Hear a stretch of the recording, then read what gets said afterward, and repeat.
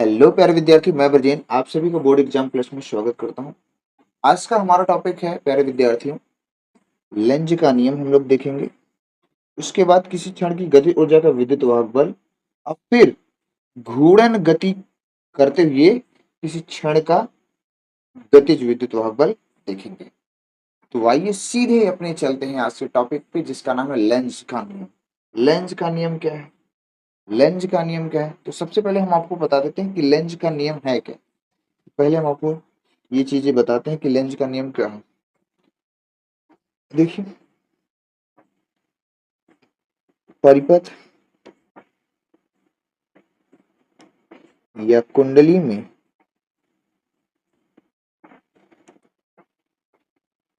प्रेरित विद्युत वाहक बल, प्रेरित विद्युत वाहक बल तथा प्रेरित धारा, प्रेरित विद्युत धारा सदैव सदैव उस कारण का विरोध करती है, विरोध करती है, जिससे ये स्वयं उत्पन्न होते हैं या होती है। ठीक है, होती। यही अपना क्या है, लेंज का नियम कहलाता है। तो किसी परिपथ में प्रेरित विद्युत वाहक बल और प्रेरित धारा सदैव उस कारण का विरोध करते हैं जिससे ये स्वयं उत्पन्न होते हैं, उसी का क्या करते हैं, विरोध करते हैं। और हमारे सामने एक बात है क्या, कि लेंज का नियम ऊर्जा संरक्षण के नियम के अनुकूल है। इसी चीज को हम लोग समझेंगे, इसी चीज को हम लोग क्या करेंगे, समझेंगे। और यहाँ पे मैंने कुछ जो लिखने वाली चीजें है वो पहले से लिख दिया है, बाकी मैं आपको चित्र के द्वारा समझाऊंगा, आप उसको समझें। तो हमारे पास क्या, देखिए, यहाँ पर एक मैग्नेट है। ठीक है, यहाँ पर क्या है, एक मैग्नेट है। ठीक है, ये इसका एन ध्रुव है और ये इसका क्या है, एस ध्रुव। ठीक है, तो हम क्या करेंगे, जैसे लिख दिया गया है कि जब चुंबक का एन ध्रुव को कुंडली के पास लाते हैं, ये कुंडली है, ये हमारी क्या है, चलो इसको थोड़ा सा अच्छा बनाते हैं। ये है हमारी क्या है, कुंडली। ठीक है, ये है हमारी क्या है, कुंडली। और इस कुंडली में जो प्रवाहित धारा है वो कैसी है, एंटी क्लॉक वाइज है। कुंडली में जो प्रवाहित धारा है हमारी क्या है, एंटी क्लॉक। तो देखो, हमारे पास एक चुंबक है, चुंबक का जो एन ध्रुव है, कुंडली में जो प्रवाहित धारा है और उसमें जो उत्पन्न चुंबकीय क्षेत्र है, यानी उसका जो ध्रुव है, अगर एन वाले ध्रुव के पास कर दिया जाए, एन वाले क्या कर दिया जाए, ध्रुव के पास कर दिया जाए, ये इस तरह से एन वाले ध्रुव के क्या कर दिया जाए, पास। यहाँ पे इसमें जो धारा प्रवाहित हो रही है वो इस तरह से, इसमें जो धारा प्रवाहित हो रही है वो इस तरह से। ठीक है, तो जब चुंबक और कुंडली का जो एन ध्रुव है वो आपस में क्या हो जाते हैं, एक दूसरे के पास आ जाते हैं। वही लिखा है, देखो, जब चुंबक का एन ध्रुव को कुंडली के पास लाते हैं तो कुंडली का वह फलक जो चुंबक की ओर होता है, ये वाला कुंडली का ये वाला फलक क्या है, जो क्या है, अपने चुंबक की ओर है। ये वाला फलक क्या है, चुंबक की ओर है। तो लेंज का नियम ये कहता है कि एन ध्रुव की भांति कार्य करने लगता है। ये जो कुंडली वाला सिरा है ये भी क्या होता है, अपना नॉर्थ पोल की तरह कार्य करता है। तो जब नॉर्थ पोल की तरह कुंडली का भी ध्रुव कार्य करने, चुंबक का ये नॉर्थ पोल है ही है, तो यहाँ पर क्या होता है मेरे भाई, दोनों में प्रतिकर्षण होता है। दोनों में क्या होता है, प्रतिकर्षण। तो हम कह सकते हैं कि जब एन ध्रुव क्या है, कि कुंडली का एन ध्रुव की भांति कार्य करने लगती है, तो समान ध्रुवों के बीच में क्या होता है, प्रतिकर्षण होता है। अतः चुंबक और कुंडली, ये है अपना चुंबक और ये है अपनी कुंडली के बीच, चुंबक और कुंडली के बीच प्रतिकर्षण बल के विरुद्ध, प्रतिकर्षण बल के विरुद्ध कुछ ना कुछ हमें करना पड़ता है कार्य। वो कार्य अपना बदलता है यांत्रिक ऊर्जा में, वो कार्य अपना बदलता है किसमें, यांत्रिक ऊर्जा से विद्युत ऊर्जा में बदलता है। अपना ये जो कार्य है यांत्रिक ऊर्जा से किसमें जाता है, विद्युत ऊर्जा में। विद्युत ऊर्जा का मतलब ये है कि धारा में परिवर्तित हो जाता है। ये कब होता है, जब चुंबक के अंध्रुव को पास लाते हैं कुंडली के अंध्रुव के पास, ठीक है। इसी प्रकार से इसी प्रकार से इसी प्रकार से मेरे भाई, मैं इसको थोड़ा ऊपर कर दे रहा हूं, इसी प्रकार से साउथ पोल के लिए भी, इसी प्रकार से साउथ पोल के भी लिए काम करता है। देखिए कैसे, चित्र के माध्यम से समझ लेंगे, लिखने वाला सेम रहेगा। देखिए कैसे, ये है हमारे पास क्या है, ये है हमारे पास एक मैग्नेट, ठीक है। ये इसका एन ध्रुव है और ये इसका क्या है, एस ध्रुव। इस बार कुंडली का ऐसा सिरा लाया गया ये कि ये इसमें जो धारा प्रवाहित हो रही है वो हो रही है क्लॉकवाइज। क्या हो रही है, क्लॉकवाइज, यानी घड़ी की दिशा। जो धारा है वो क्या है, घड़ी की दिशा में प्रवाहित हो रही है। तो कुंडली का वह सिरा, कुंडली का वह सिरा जो चुंबक के एन ध्रुव के पास लाते हैं, ये कुंडली का वह सिरा जो एस यस वाला सिरा है, ये ये वाला है क्या, एस वाला सिरा, ये वाला। तो ये है अपनी क्या है, मैंने बोला ये है कुंडली। कुंडली का क्या कर दिया गया है, ये एस वाला सिरा है और ये अपना क्या है, चुंबक। ये अपना क्या है, चुंबक है। क्या है अपना, चुंबक। अब जैसे ही चुंबक का एन ध्रुव कुंडली से दूर ले जाते हैं, तो चुंबक को कुंडली का वही फलक एस की ओर एस की तरह कार्य करने लगता है। ये कुंडली वाला जो है एस की तरह भांति करने लगता है। तो यहाँ पे ध्रुव कैसा हो गया, असमान हो गया। ये एक एस है और एक यंत, यहाँ पर क्या हो जाता है, आकर्षण। तो क्या हो जाता है, यहाँ पे आकर्षण हो जाएगा। तो आकर्षण बल के विरुद्ध हमें कुछ ना कुछ कार्य करना पड़ेगा। वही कार्य यांत्रिक ऊर्जा से, वही कार्य क्या होगा, जो कार्य है वो किस में बदलेगा, यांत्रिक ऊर्जा में। और यांत्रिक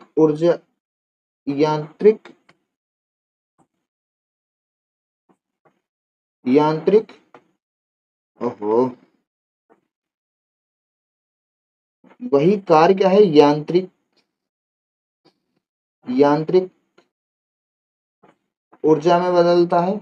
और यांत्रिक ऊर्जा से ये किस में जाता है, विद्युत ऊर्जा में। अर्थात इसमें क्या होती है, धारा प्रवाहित होने लगती है। तो चाहे नॉर्थ पोल के दृष्टिकोण से समझे, चाहे साउथ पोल के दृष्टिकोण से समझे, दोनों स्थिति में पहली वाली स्थिति में क्या होता है, यन चुंबक का यन ध्रुव कुंडली के एन ध्रुव जब पास आ जाता है तो इसमें प्रतिकर्षण होता है। प्रतिकर्षण बल के विरुद्ध कार्य करना पड़ता है। वह कार्य यांत्रिक ऊर्जा से भी इसमें बदलता है विद्युत ऊर्जा में। विद्युत ऊर्जा में अर्थात क्या होती है, विद्युत धारा प्रवाहित होने लगती है। यांत्रिक ऊर्जा किसमें बदलती है, विद्युत ऊर्जा में, अर्थात धारा का प्रवाह होने लगता है। सेम इसी तरह से ये भी है, इसमें आकर्षण होता है। आई होप यू क्लियर, मैंने लिख दिया है एन ध्रुव वाला, साउथ वाला भी ऐसे। तो हम इस तरह से कह सकते हैं कि चाहे कुंडली का एन सिरा हो, चाहे चुंबक का एन सिरा हो, चाहे कुंडली का एस सिरा हो, चाहे कुंडली का एन सिरा हो, दोनों अलग पोल हैं, आकर्षण होगा। समान पोल है तो प्रतिकर्षण होगा। हमें कार्य करना पड़ेगा, वो कार्य यांत्रिक ऊर्जा से विद्युत ऊर्जा में बदलेगा और धारा का प्रवाह होने लगेगा। इस तरह से हम कह देंगे कि जो लेंज का नियम है ऊर्जा संरक्षण के अनुकूल है। क्लियर, ये अगर आता है तो एक आध दो नंबर में आ जाता है, ठीक है। I hope clear.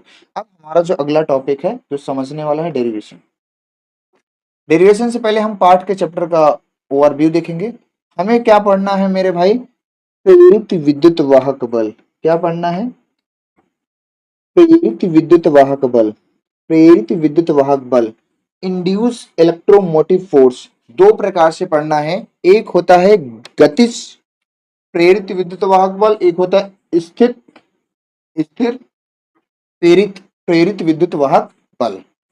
तो गतिज विद्युत वाहक बल में हम दो तरीके से पढ़ेंगे। एक कि किसी क्षण की गतिज ऊर्जा, किसी क्षण की गतिज विद्युत वाहक बल ये पढ़ेंगे, यानी ई बराबर BVL, जिसको बवाल के नाम से जानेंगे। दूसरा है घूर्णन गति करते हुए किसी क्षण की गतिज विद्युत वाहक बल, वो बढ़ेंगे ई बराबर 1/2 ओमेगा बी एल स्क्वायर। उसके बाद हम स्थिर विद्युत वाहक बल पढ़ेंगे। इसमें दो प्रकार से चीजें पढ़ेंगे। एक होता है स्वप्रेरित विद्युत वाहक बल, जिसको स्वप्रेरण के नाम से पढ़ेंगे, बहुत इंपॉर्टेंट है। एक है अन्योन्य प्रेरण, यानी अन्योन्य प्रेरण यानी कि अन्योन्य विद्युत वाहक बल, और उसमें हम पढ़ेंगे क्या, अन्योन्य प्रेरण। ये बहुत डिटेल में पढ़ेंगे। आज का जो हमारा एजेंडा है वो ये वाला सॉल्व करेंगे, पहला वाला है ना, जैसा कि आपने टॉपिक में देखा। और ये दूसरा वाला सूत्र क्या है, सॉल्व करेंगे, और उस पे और यानी सॉल्व करने का मतलब डेरिवेशन करेंगे, और उस पर हम लोग क्या करेंगे, सवाल। आई होप यू क्लियर। तो आइए हम सीधे चलते हैं अपने डेरिवेशन। हमारा है डेरिवेशन, किसी क्षण की गतिज प्रेरित विद्युत वाहक बल। यहाँ प्रेरित शब्द नहीं लिखा है, अगर नहीं भी लिखते हैं कोई दिक्कत नहीं है। यहाँ पे प्रेरित शब्द नहीं लिखा है तो आप लिख सकते हो प्रेरित, कोई दिक्कत नहीं, ठीक है। प्रेरित विद्युत वाहक बल का मान निकालेंगे। चलिए आइए देखते हैं। तो भैया अब हमें क्या करना है, देखो हम इसको बहुत ही, इसका डेरिवेशन करना है, और जैसा कि हमने देखा है, तो हम क्या करते हैं, एक ध्यान से सुनिए। हमारे पास क्या है, दो चालक तार हैं, इस तरह से हम थोड़ा सा ले लेते हैं यहाँ से।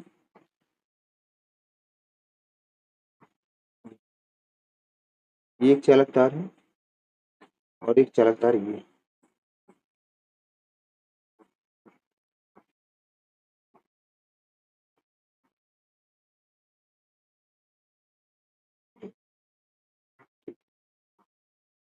और इसमें हम एक लगा देते हैं रेजिस्टेंस, ठीक है। ये है आर अपना, कोई चालक तार है, उसका रेजिस्टेंस आर है। जिस प्रकार से अब इस पर हमने क्या कर लिया है, एक क्षण ले ली, इस पर हमने क्या कर लिया है, एक क्षण ले लिया इस तरह से, ये एक क्षण ले ली।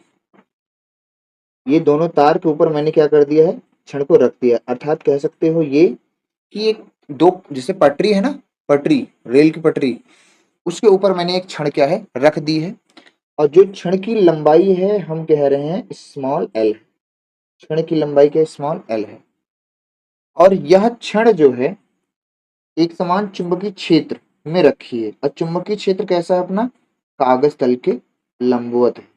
जो चुंबकीय क्षेत्र है अपना कागज तल के लंबवत अंदर की ओर, ये हम दिखा दे रहे हैं।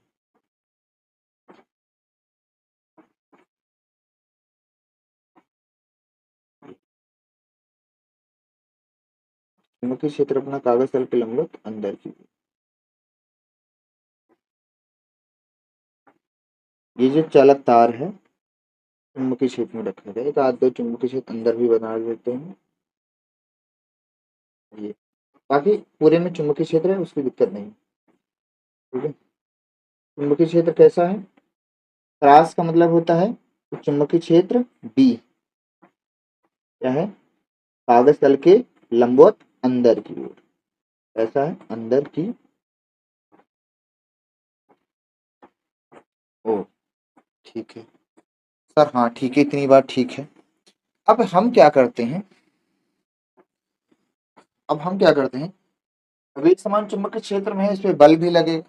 हमें तो क्या करना है, ध्यान से समझे, पहले तो इसका नामांकन कर देते हैं। इसको हम कह रहे हैं ए, इसको हम कह रहे हैं बी, इसको हम कह रहे हैं सी, और इसको हम कह रहे हैं डी। अब हम क्या करते हैं, इसको क्या करते हैं, वी वेग से, वी वेग से इस क्षण को हम क्या करते हैं, चुंबकीय बल इस पर लगेगा, v वेग से हम इसको क्या करते हैं, गति करवाते हैं। जब v वेग से हम गति करवाएंगे तो हम देखेंगे कि क्षण हमारी कुछ देर बाद, क्षण हमारी कुछ देर बाद यहाँ पहुंच चुकी है। क्षण हमारी कुछ देर बाद यहाँ पहुंच चुकी है। ये यहाँ, क्षण हमारे कुछ देर बाद कहाँ पहुंच चुकी है, यहाँ पे। ठीक है, ये क्षण हमारी कुछ देर बाद v वेग से अब कितनी दूरी तय करके जाएगी, हमने कहा कि x से दूरी तय करके यहाँ पे पहुंच गई, यानी C डैश पॉइंट पे और यहाँ D डैश पॉइंट पे ये पहुंच गई। तो कुंडली का पहले चुंबकीय फ्लक्स कितना था, तो कह सकते हैं कि हम यहाँ इस तरह से थोड़ा सा लिख भी देते हैं हिंदी कि माना कि एक समान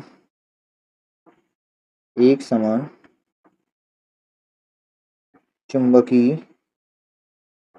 क्षेत्र B में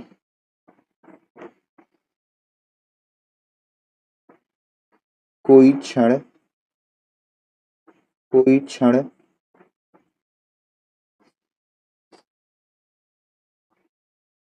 तार के ऊपर या पटरी के ऊपर, तार के ऊपर v वेग से गतिमान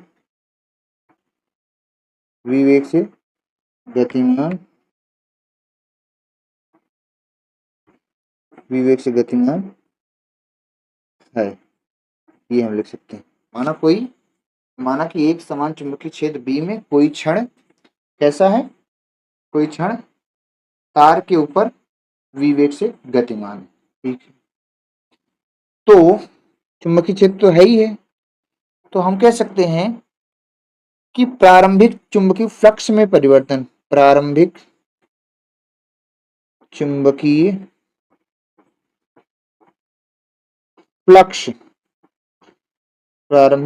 फ्लक्स कितना होगा, और फ्लक्स हमने पता है कि कितना होता है, फाई।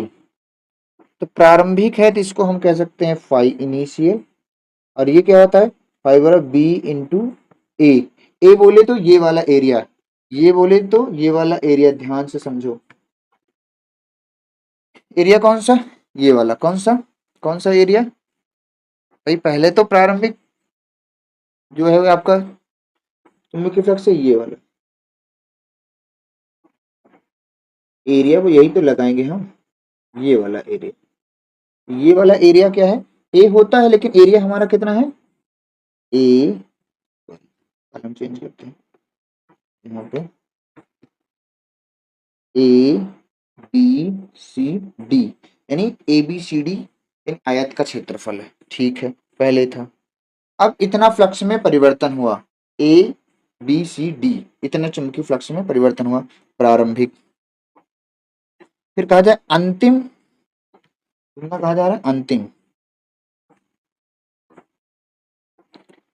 अंतिम चुंबकीय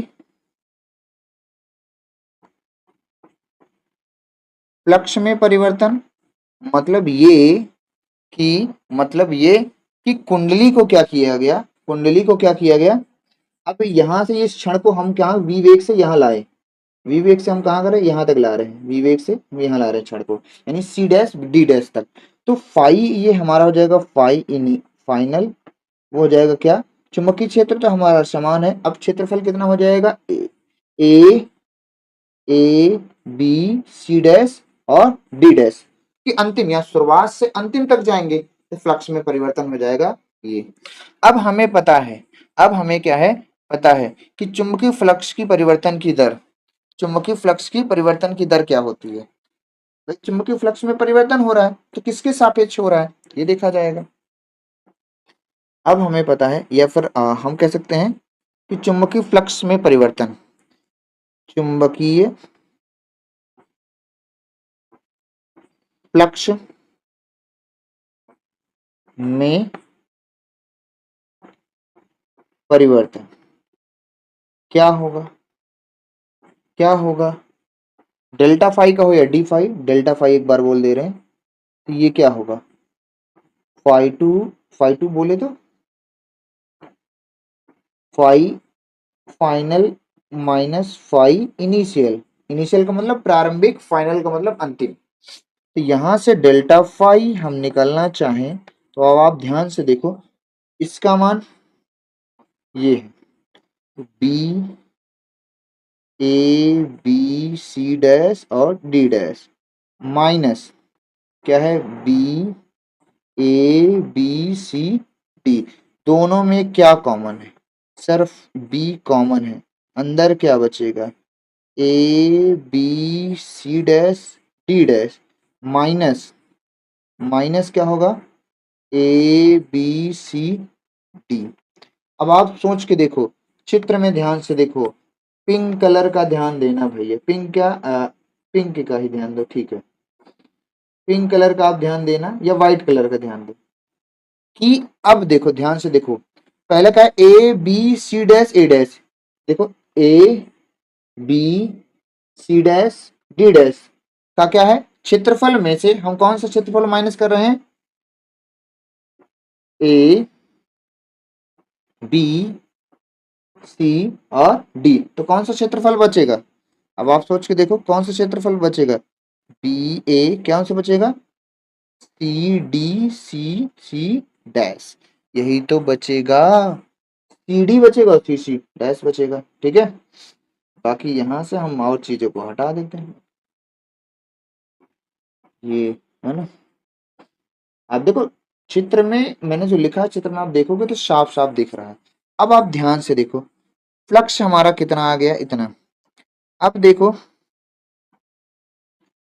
हमारा क्या है डेल्टा फाई बराबर क्या होता है बी। अब ये जो है ना, ये वाला ध्यान से देखना, ये वाला जो एरिया है, ये वाला जो एरिया है, ये वाला जो एरिया देखो यहाँ पे क्या है सी डी सी डैश, ये क्या बन रहा है आयत, और आयत बराबर क्या होता है क्षेत्रफल तो है ही है, आयत का क्षेत्रफल लगाएंगे तो आयत का क्षेत्रफल क्या होता है लंबाई गुणे चौड़ाई, तो लंबाई गुणे क्या हो जाएगा चौड़ाई, तो लंबाई गुणे क्या हो जाएगा चौड़ाई। तो लंबाई कितनी है मेरे भाई, लंबाई कितनी है, अरे यक्स है, सॉरी लंबाई कितनी है एल, भाई चालक की लंबाई कितनी है, मतलब क्षण की लंबाई कितनी है एल ली गई है ना। अब इस गोले को हम हटा सकते हैं, ठीक है, तो इसकी जो लंबाई एल ली गई है, और और जो चौड़ाई है कितनी है आयत की एक्स है, कितनी है कितनी है कितनी है एक्स, ये तुम्हारा आ गया, ये तुम्हारा ये आ गया, ठीक है। क्या इतनी बात क्लियर हुई, क्या इतनी बात क्लियर हुई, तो इसको थोड़ा सा करते हैं छोटा, फिर तुम्हें और इस चीज को बताते हैं।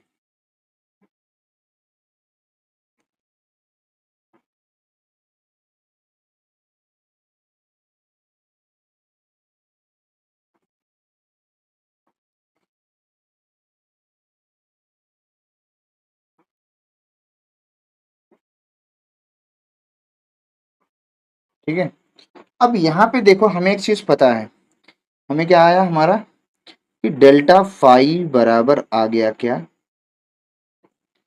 डी एल, एक्स क्या है दूरी, दूरी बराबर क्या होता है चाल गुणे समय, दूरी बराबर क्या होगा चाल, चाल कितनी है वी, चाल कितनी है वी, समय कितना है टी, टी अपना आ गया, ठीक है। अब यहाँ पे क्या करेंगे, दोनों पक्षों में हम डी जो है टी से भाग कर देते हैं, डेल्टा टी से भाग करो एक ही बात है ना। दोनों पक्षों में क्या करते हैं, समय को हम यहाँ पे ले लेते हैं, समय को डेल्टा टी, डेल्टा टी, ठीक है डेल्टा टी। यहाँ पर जो x है ना, x बराबर हम लिख सकते हैं v इंटू डेल्टा टी, कैसे कैसे कैसे कैसे कैसे कैसे कैसे, अरे दूरी है ना, ये दूरी बराबर क्या होगा चाल गुणे समय, चाल क्षण कितनी वेग से चल रही है v वेग से, कितना समय लगाएगी डेल्टा, समय जो अपना लगा रही है वो डेल्टा टी समय लगा रही है सी डैश डी डैश तक पहुंचने में, ठीक है। तो यहाँ पे क्या कर, दोनों पक्षों में हम क्या करेंगे, डेल्टा टी से भाग कर देंगे। दोनों पक्षों में हमने क्या किया, डेल्टा टी से भाग कर दिया। तो यहाँ से डेल्टा टी ये वाला कट जाएगा। तो delta phi upon delta T क्या होता है, विद्युत वाहक बल। और फार्मूले में क्या बचा, B V L, B V L. और इस फार्मूले को आप किस तरह से याद रख सकते हैं, बवाल के नाम से। किस तरह से याद रख सकते हैं, बवाल। क्या लिखा है, बवाल। बवाल के नाम से इस सूत्र को आप याद रख सकते हैं, बवाल। ठीक है, BVL, बवाल। ठीक है। अगर मान लो एंगल बना रहा होता, ध्यान से सुनना, अगर मान लो एंगल बना के चल रहा होता, तो यहाँ चुंबकीय बल लगता, तो ये E बराबर होता है BVL साइन थीटा। हम क्या लेते हैं, ऊर्ध्व घटक लेते हैं। ठीक है, ठीक। अगर ये ऊर्ध्व घटक से कोण दे रहा है तो यानी थीटा। ठीक है, वैसे इतना ही काम का है, बवाल तक का ही। बाकी अगर एंगल की बात किया जाए तो यहाँ पे आ जाएगा अपना साइन थीटा, क्योंकि बी और एल का क्रॉस प्रोडक्ट निकालेंगे ना, तो वो निकलेगा बल की दिशा को बताएगा, और यहाँ बी एल साइन थीटा हो जाएगा।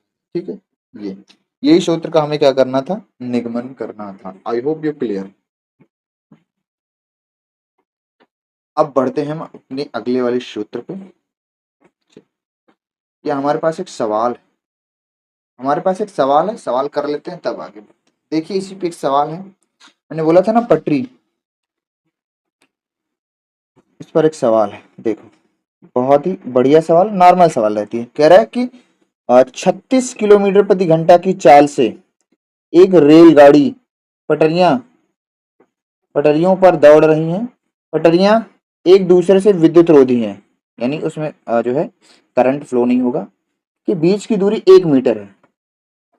और भूत चुंबकीय क्षेत्र, आपका चुंबकीय क्षेत्र का मान दिया गया है। पटरियों की धुरी पर सिरों के बीच प्रेरित विभवांतर की गणना कीजिए। अरे भाई यही मैं बता रहा हूँ ना, दो पटरियां हैं अभी जैसे मैंने बताया। ठीक है, इस पर कोई रेलगाड़ी है, इन दोनों पटरियों पे रेलगाड़ी क्या है, रेलगाड़ी क्या है, चल रही। इन दोनों प्लेट पे क्या करें, एक रेलगाड़ी अपना इस तरह से, हम ऐसा समझ लीजिए कि रेलगाड़ी है ये एक रेलगाड़ी, इस पर क्या है, कितनी वेग से चल रही है ये रेलगाड़ी दोनों पटरियों पे, 36 किलोमीटर पर घंटा की रफ्तार से ये आगे बढ़ रही है। ठीक है, और क्या कह रहा है कि दोनों पटरियों की चौड़ाई, ये वाली जो चौड़ाई दी गई है वो कितनी दी गई, यानी जो लंबाई थी वो 1 मीटर है, यानी वो L बराबर 1 मीटर। ठीक है, क्या है, इसका जो एक समान चुंबकीय क्षेत्र है, यानी B का मान दिया है कितना, 4 × 10⁻⁵ वेबर पर मीटर स्क्वायर। एक ही चीज है, वेग अपना दिया है, ये अपना क्या है, वेग। यहाँ से अपना जो वेग है ना 36 किलोमीटर प्रति घंटा है, इसको हम मीटर पर सेकंड में चेंज कर लेते हैं।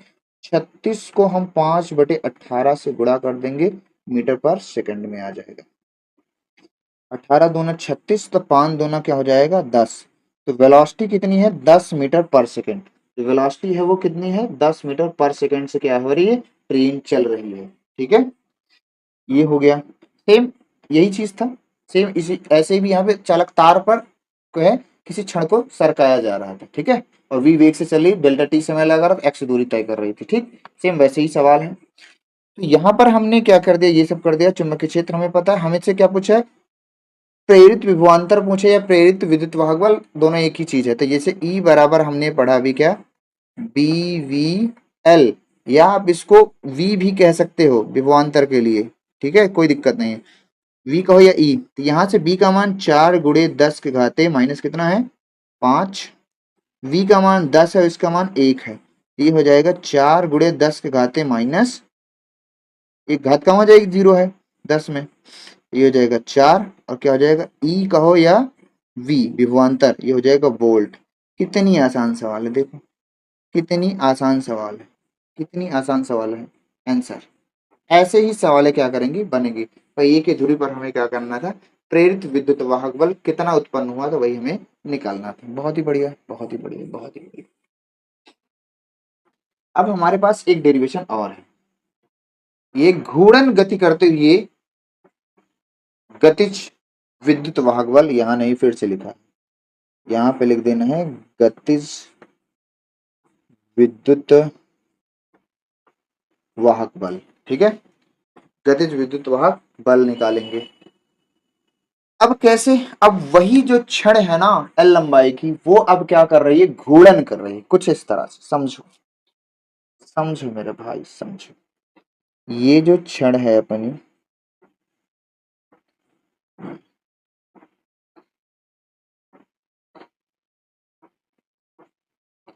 ये जो छड़ है अपनी, इसको अलग कलर से बना रहे, हम कह रहे हैं ये वी वेग से क्या है, गतिमान है। कब, या कोणीय वेग ओमेगा से, ये क्या है, कोणीय वेग ओमेगा से क्या है, गतिमान है।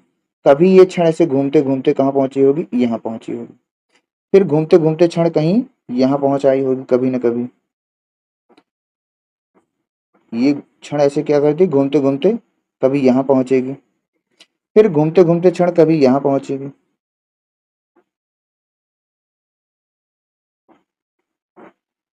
कभी क्षण घूमते घूमते यहाँ पहुंचेगी, और फिर क्षण कभी घूमते घूमते घूमते घूमते घूमते घूमते कभी यहाँ पहुंचेगी, फिर घूमते घूमते क्षण कभी यहाँ पहुंचेगी। ये स्थिति है, ये इसकी क्या है, क्षण की स्थिति है। तो यही वाली हम सिर्फ एक स्थिति ले रहे हैं, ये वाली, ध्यान से समझिए। मान लेते हैं यहाँ पर क्षण जो है वो क्या है, ये घूम रही है, कितने एंगल पे घूम रही है, वो अभी कह रहे हैं थीटा एंगल, कितने वेग से, कोणीय वेग से, कितने वेग से, कोणीय वेग से, कितने वेग से घूम रही है भैया, कोणीय वेग से, कितने वेग से घूम रही है, कोणीय वेग से। क्या बात सही है, यस। और इसकी जो लंबाई है वो हमने कहा कितनी है, वही वही क्षण है जो पीछे पीछे पीछे लिए थे, इसकी जो लंबाई है वो एल है, टोटल लंबाई इसकी क्या है, एल है। ठीक है, टोटल लंबाई इसकी क्या है, एल है। और ये क्या है, थीटा कोण पर कोणीय वेग से घूम रही है, थीटा कोण पर कोणीय वेग से घूम रही है। तो हम इसके बारे में थोड़ा सा लिख सकते हैं कि माना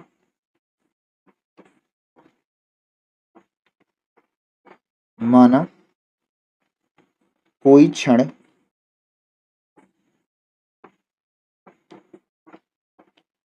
कोणीय वेग, कोणीय वेग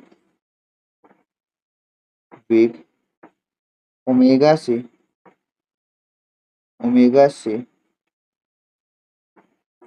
एक समान, एक समान चुंबकीय क्षेत्र भी दिखा दे रहा हूँ, एक समान चुंबकीय क्षेत्र में घूर्णन कर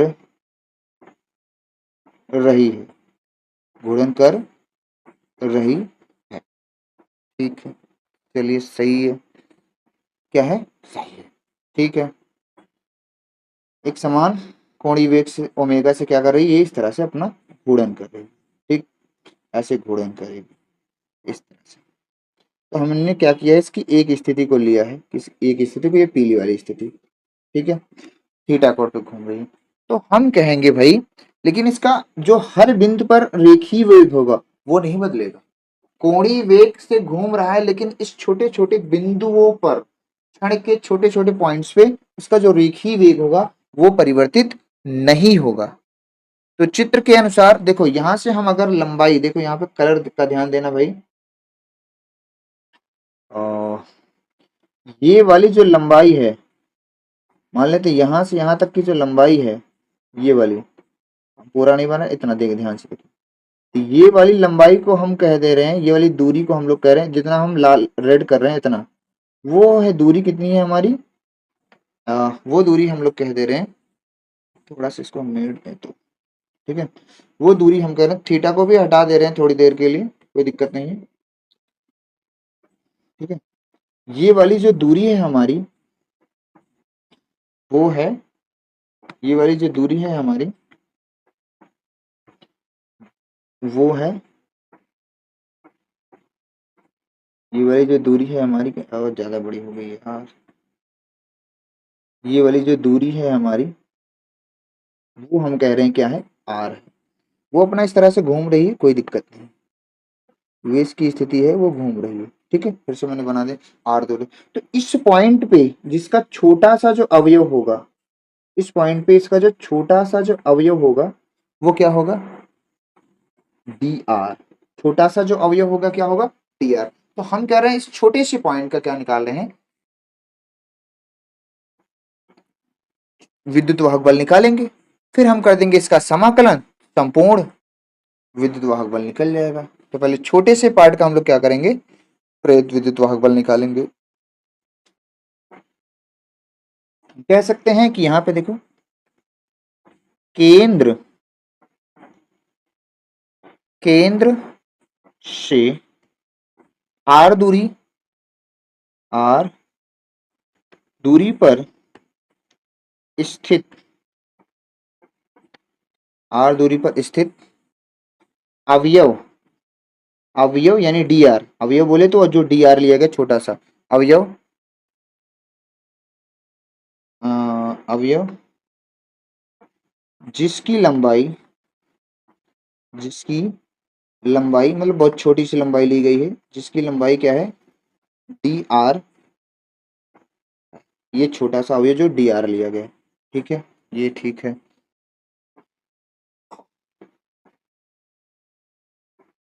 और तथा, तथा इसका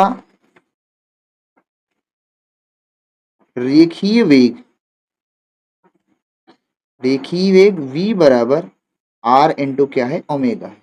इसका जो रेखीय वेग है v बराबर आर इंटू क्या है, ओमेगा है। आर इंटू क्या है, ओमेगा है। ठीक है, आर इंटू हम क्या कर देंगे, ओमेगा कह रहे हैं, वो मैंने यहां लिख दिया। अब अगला पॉइंट ये बन रहा है कि अवयव के सिरों पर, ये जो अवयव है ना मैंने छोटा सा लिया है, इसके सिरों पर कितना प्रेरित विद्युत वाहक बल उत्पन्न हो रहा है। तो अवयव, अवयव के सिरों पर, सिरों पर उत्पन्न प्रेरित विद्युत वाहक बल, प्रेरित विद्युत वाहक बल कितना होगा, कितना होगा।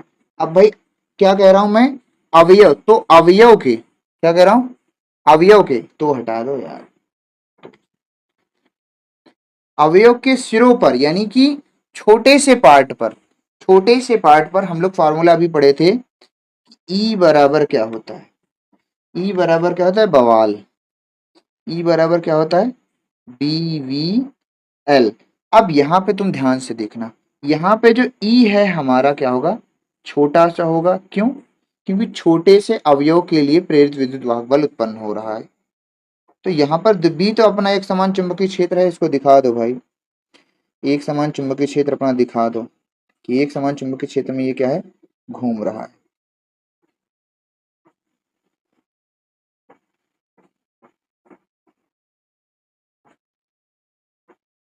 एक समान चुंबकीय क्षेत्र में क्या है, ये घूम रहा है। ठीक है, इस तरह से बस दो चार दिखा दो, बहुत है। एक समान चुंबकीय क्षेत्र में ये घूम रहा है। ठीक है, वो बी है। अब बी बराबर क्या है, आर इंटू ओमेगा। लंबाई को हमने कितना लिया, जो अल्प लंबाई ली है कितनी ली है मैंने, क्या ली है, आर। यहाँ पे एल के स्थान पे क्या लिख देंगे, आर लिख देंगे। I hope you clear, I hope. R ना लेके क्या लिया है, अल्प लंबाई अवयव के लिए डी आर लिया है। कितना लिया है, डी आर, क्या लिया है, डी आर। ठीक है, अब क्षण के बीचों बीच उत्पन्न प्रेरित विद्युत वाहक बल लगा सकते हैं, कह सकते हैं। अब क्षण के सिरों पर, सिरों के बीच, बीच यानी कि एकदम जो पॉइंट लिया है डी आर वहीं पे, कुल प्रेरित विद्युत वाहक बल, ये निकाल। कुल विद्युत वाहक बल अपना ई हो जाएगा, छोटे वाले विद्युत वाहक बल का क्या कर देंगे हम, समाकलन कर देंगे। और कहां से कहां तक करेंगे, यहाँ जीरो से एल तक, जीरो से एल तक, जीरो से क्या कर देंगे, एल तक। तो यहाँ पे ई बराबर हो जाएगा इंटीग्रेशन जीरो से एल, डी का मान हम यहाँ से रख देंगे B R omega into D R. तो यहाँ से मेरे भाई बी आर कॉमन हो जाएगा, सॉरी बी ओमेगा कॉमन हो जाएगा, अंदर क्या बचेगा, जीरो से एल आर डी आर। तो हम क्या करेंगे, आर का समाकलन करेंगे, आर के सापेक्ष तो क्या होता है आर स्क्वायर बाई, लिमिट हमारी क्या हो जाएगी जीरो से एल, बी ओमेगा हो जाएगा, एक बार अपर लिमिट एल के आर के स्थान पर एल स्क्वायर बाई टू हो जाएगा, फिर माइनस जीरो हो जाएगा, जीरो रखेंगे तो ई बराबर हमारा कितना आ जाएगा, एक बटे दो ओमेगा बी एल स्क्वायर, एक बटे दो ओमेगा बी एल स्क्वायर, एक बटे दो ओमेगा बी एल स्क्वायर हमारा क्या हो जाएगा, सूत्र आ जाएगा, सूत्र आ जाएगा, सूत्र आ जाएगा। ठीक है, अगर हमें इसकी दिशा बताना है तो फ्लेमिंग के दाएं हाथ के नियम से बता सकते हैं, कोई खास आवश्यकता नहीं है यहाँ पर दिशा बताने की। प्रेरित विद्युत वाहक बल आपका अदिश राशि है, फिर भी अगर चुंबकीय क्षेत्र बल की दिशा पूछे तो अपन उसको बता सकते हैं, ये निगमन है। आई होप यू क्लियर। मेरे हिसाब से मैंने जो टॉपिक लिया है वो खत्म हो चुका है, देखिए ये टॉपिक हो चुके हैं खत्म। नेक्स्ट टॉपिक में हम आएंगे स्वप्रेरण, प्रेरण के साथ बहुत अच्छे से समझेंगे उसको, ठीक है। तो मेरे भाई आज के लिए बस इतना ही, बाकी नेक्स्ट वीडियो में मिलेंगे, तब तक के लिए बाय बाय, टेक केयर।